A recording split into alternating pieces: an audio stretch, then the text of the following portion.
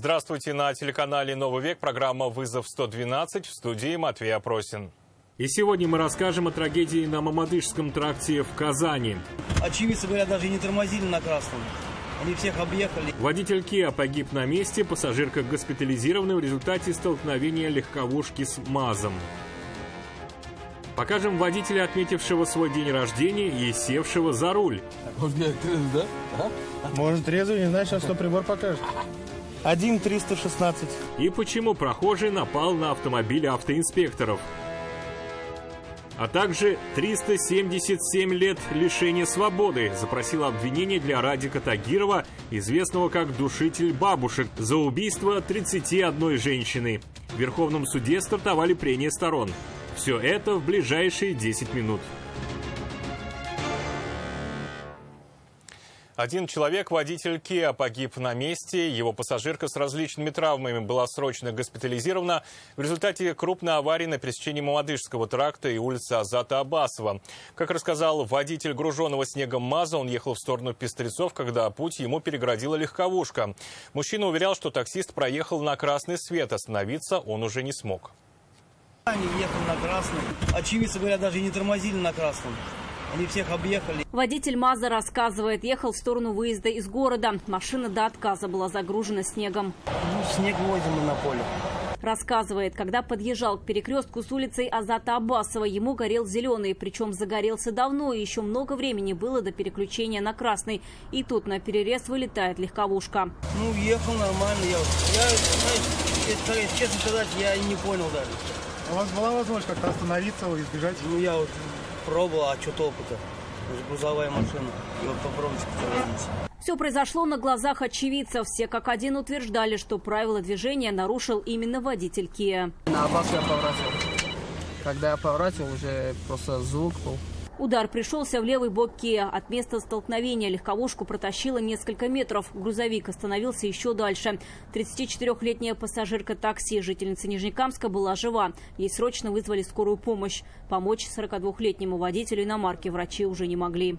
В результате дорожно-транспортного происшествия водитель легкового автомобиля от полученных травм скончался на месте. Пассажирку легкового автомобиля с различными травмами доставили в медучреждение. Проезжавшие мимо автомобилисты узнали в погибшем своего соседа. И рассказали, мужчина был глухонемой. Чтобы достать его тело из разбитой машины, потребовалась помощь спасателей. Искореженный кузов пришлось разжимать гидравлическим инструментом. Вероника Гайнудинова, Дарья Кореева, «Вызов 112». 67-летнюю женщину-пешехода сбил 27-летний водитель Форда Фиеста на дворовой территории одного из домов по улице Спартаковская. Скорость автомобиля была небольшой, и все же после ДТП пенсионерке потребовалась помощь медиков. Она рассказала, что и без того с трудом стояла на скользкой дороге, а после удара автомобиля упала на проезжую часть. Женщина жаловалась на сильную боль. На 2 метра, говорит, отлетела. Водитель с женщиной-пешеходом друг друга не видели. Она была у припаркованных машин, он сдавал задним ходом. Я не шла, я стояла. И упали, да, получается? Ну, конечно. А он ехал, да, задним ходом? Да. Да. Откуда на пути появилась женщина, водитель Форда не понимает. Он проехал всего несколько метров, как почувствовал удар. Вот она стояла вот так. Когда он решил, она упала вот так, вот состояние. Несмотря на то, что автомобилей в этом месте куда больше, чем пешеходов, дорога вдоль дома считается дворовой территорией. И ходить тут можно где угодно. Вины своей водитель не отрицал. Вы откуда ехали вообще? Вот откуда? Я так понимаю, вот здесь оставили, да? Вы дознаватель или что? Я ДПС? ее представитель, которого человека сейчас сбили. Ну вот ДПС Хамить не надо, разберется. разберется ДПС. Пострадавшую женщину врачи с подозрением на ушибы доставили в травмпункт, откуда ее после осмотра и оказания первой помощи отпустили на амбулаторное лечение. Татьяна Тимошенко, Дарья Кореева, «Вызов 112».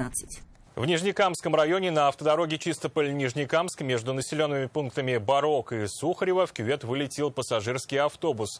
На момент ДТП в салоне было 40 человек. Первыми на помощь им бросились водители, которые проезжали мимо. Вскоре на место прибыли все экстренные службы. Пассажиров осмотрели врачи скорой помощи. Серьезных травм никто не получил, и впоследствии за медицинской помощью в больнице также никто не обращался.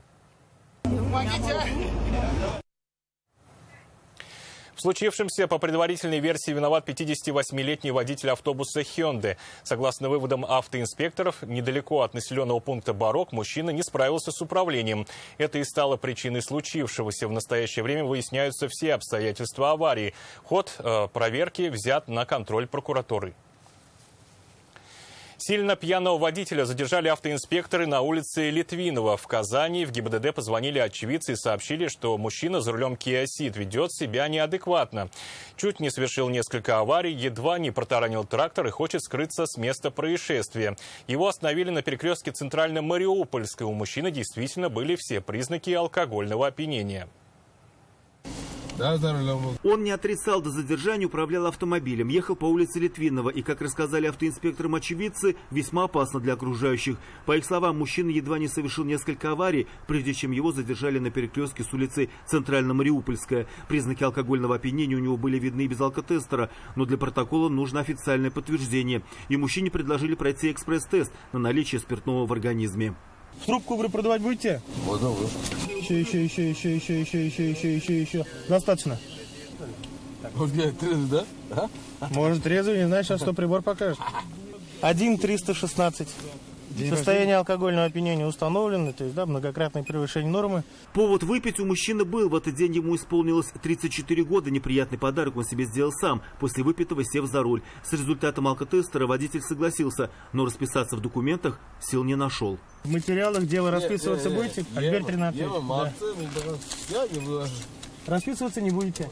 Все, услышали? В материалах дела водитель отказывается расписываться. Теперь его ждет суд, штраф в 30 тысяч рублей и на срок до 2 лет официально стать пешеходом. Пока автоинспекторы оформляли это нарушение, вокруг патрульного автомобиля ходил нетрезвый пешеход. С водителем он не знаком, но мужчине не давало покоя, что на его глазах оформляют человека, находящегося практически в таком же состоянии, как и он. Попытки попасть в патрульный автомобиль успехом не увенчались, и тогда он со всей силы ударил патрульный «Форд» кулаком по багажнику. Зачем это сделал, не понимал, а спустя некоторое время вообще забыл, что бил по машине. Машину-то зачем ударил? След от удара, вероятно, оставит отпечаток и на его жизни. Мужчину доставили в отдел полиции, где будет приниматься процессуальное решение. Не исключено, что он понесет уголовную ответственность.